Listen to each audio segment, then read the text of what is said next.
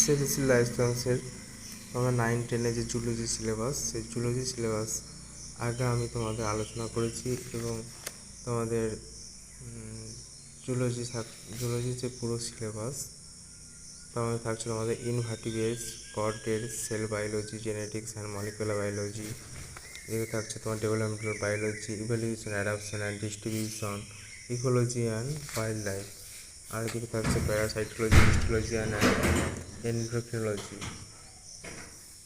আর তোমাদের প্যারাসাইটোলজির মধ্যে থাকছে life history, parasitology and clinical features of Entamoeba of histolytica, Ascaris, Fasciola, hepatica, Plasmodium vivax.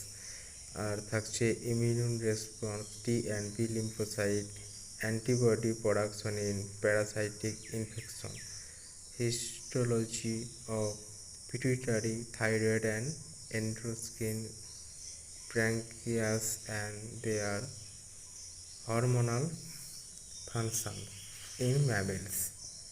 এরপর থাকছে অ্যানিম্যাল ফিজিওলজি অ্যান্ড বায়োকেমিস্ট্রি।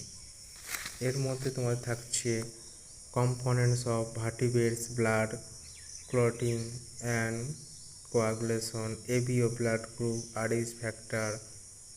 আর থাকছে physiology of nerve impulse and synaptic transmission, classification of carbohydrate, proteins, lipids, enzyme থাকছে classification, its properties and action, vitamins থাকে chemical names, sources আর deficiency, disorders for vitamin A, C and E।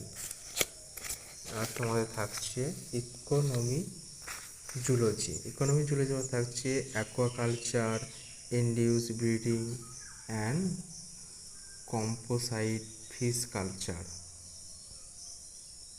Sericulture, silk varieties in India, mulberry silkworm culture, disease of silkworm and their control, pest biology and control of paddy pest, animal husbandry, common poultry breeds, foul.